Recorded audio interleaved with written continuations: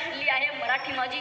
मराठी ही आपल्या महाराष्ट्राची अधिकृत राजभाषा आहे, ज्यामुळे ती प्रशासकीय आणि शासकीय कामकाजाची मुख्य भाषा आहे. या भाषेला सुमारे 2400 वर्षांचा इतिहास आहे, ज्यामध्ये अनेक श्रेष्ठ साहित्यिक कृतींची निर्मिती झाली. केंद्र सरकारने मराठी भाषेला अभिजात भाषेचा दर्जा प्राप्त करून दिला. आज ही मराठीचा वापर शिक्षण, व्यापार आणि आधुनिक तंत्रज्ञानामध्ये केला जातोय, ज्यामुळे तिचा विकास होत आहे. ज्ञाते, वक्ते आणि रसिक श्रोतेहो नमस्कार. मी कुमार शौर्य शिवाजी ठोंबरे अर्थातच आपणासमोर विषय मांडतोय भाषा शक्तीच्या गोंधळात आम्ही विद्यार्थी. मित्रांनो, भाषा म्हणजे संवाद साधण्याचे साधन, विचारांची देवाणघेवाण करण्याचे माध्यम आणि आपल्या संस्कृतीचा आत्मा होय. पण आजच्या काळात जेव्हा भाषा शक्ती आणि भाषेचा गोंधळ हे दोन्ही घटक आमच्यासारख्या विद्यार्थ्यांना संकटात टाकतात. श्रोतेहो, आपल्या पुढे भाषेचा सागर पसरलेला आहे, पण त्यात कोण अवघड आहे अशी स्थिती निर्माण झाली आहे. आत्ताचं युग हे जागतिकीकरणाचं युग आहे.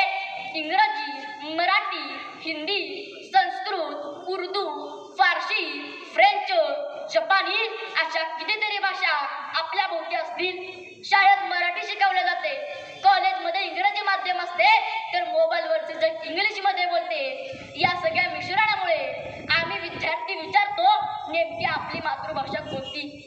इंग्रजीचे आकर्षण वाढत आहे आणि मराठीची उपेक्षा होती की काय अशी स्थिती निर्माण झाली.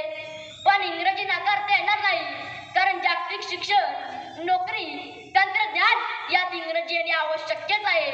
पण याच आकर्षणात आपली मातृभाषा मराठी ही मागे पडते.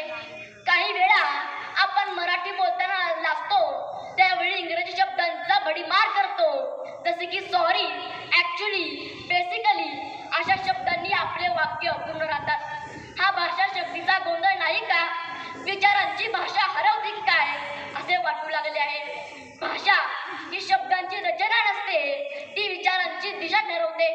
जेव्हा विद्यार्थी आपली मातृभाषा विचारतो, तेव्हा त्यांचे विचार मुळापासून तुटतात. उदाहरण द्यायचे झाले तर डॉक्टर बाबासाहेब आंबेडकर, लोकमान्य टिळक, साने गुरुजी यांनी आपल्या विचाराने भाषेचे सामर्थ्य समाजात पोहोचवले. पण आज काही विद्यार्थी शॉर्ट फ्रॉम इमेजमध्ये आपले विचार मांडतो. हे भाषा शक्तीचे नव्हे, तर भाषा विषयाचे लक्षण आहे. डिजिटल जगातील भाषेचा गोंधळ आपल्याला अनुभवायला मिळतो. आम्ही विद्यार्थ्यांनी एक नवीन भाषा केली आहे. Lol, BTW, UR, GR, at, thanks अशा शॉर्टकट शब्दांनी भरलेली. या भाषेत भावना हरवतात, शुद्ध लेखन संपते आणि अभिव्यक्ती मर्यादित होतात. अशा वेळी भाषा शक्ती म्हणजे लोकांना शिक्षण व व्यवहारात कोणती भाषा वापरावी याचे बंधन आहे, ते मात्र नंतर कमी होत जाते.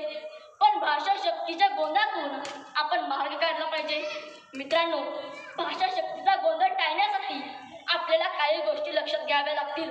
जसे की मातृभाषेचा अभिमान बाळगा, तिचा अभ्यास करा, इंग्रजीसारख्या भाषेचे ज्ञान घ्या, पण मराठीची ओळख विसरू नका. शालेय निबंध, भाषण, संभाषण यात मराठीची गोडी जपा. मित्रांनो, भाषा शक्ती म्हणजे आपल्या भाषेच्या वापरण्याबाबतचे बंधन आहे. म्हणून आपण सर्वांनी भाषा शक्तीच्या गोंधळातील आपली मातृभाषा योग्य पद्धतीने जपली तरच ती आपली खरी ओळख ठरते. आज आपण सर्वजण मातृभाषेचा अभिमान बाळगून इतर भाषांचे ज्ञान घेतले पाहिजे. आपण गोंधळातले विद्यार्थी नसून बहुभाषिक मराठी विद्यार्थी ठरवण्यात प्रयत्नशील राहिले पाहिजे. मित्रांनो, भाषा ही आपल्या राष्ट्राची खरी ओळख असते. म्हणून आपण सर्वांनी शिक्षण क्षेत्रातील भाषा शक्तीच्या गोंधळातही आपली मातृभाषा मराठी ही जपायची आहे आणि इतर भाषेचा आदर केला पाहिजे. आता जिथे आहे तिथून मागे फिरता येत नाही. आता जिथे आहे तिथून मागे फिरता येत नाही. माझ्याशिवाय कुणाचाही दोष देता येत नाही. घडले जे जे, राहिले जे जे, जबाबदारी माझ्यावर. घडले जे जे, राहिले जे जे, जबाबदारी माझ्यावर. कालच्या चांदण्यांची किरण माझ्या हातावर. कालच्या चांदण्यांची किरण माझ्या हातावर. आपण आपली द्यावी साथ आणि झाकून द्यावे कान. आपण आपली द्यावी साथ आणि झाकून द्यावे कान.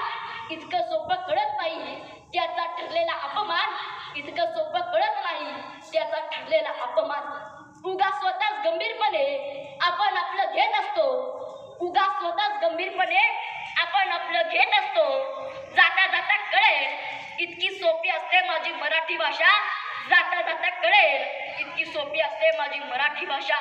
शेवटी जाता जाता या व्यासपीठाची, या विचारपीठाची आणि या साहित्यपीठाची रजा घेताना इतकेच म्हणेन की भाषेचा गोंधळ असो वा विविधता, भाषेचा गोंधळ असो वा विविधता, आपण विद्यार्थी म्हणून त्यातून शिकण्याची, समजून घेण्याची आणि संवाद साधण्याची क्षमता वाढवायला हवी.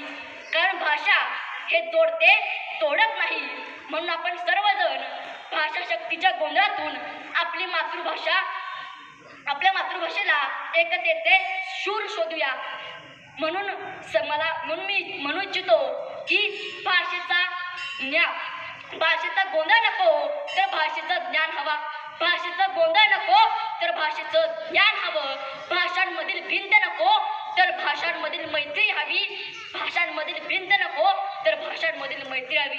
मला इथे आयोजकांनी बोलण्याची संधी दिली आणि आपण सर्वांनी माझ्या शब्दांची ओनर स्वीकारली, त्याबद्दल आपल्या सर्वांचा ऋणी आहे. धन्यवाद. जय हिंद, जय महाराष्ट्र.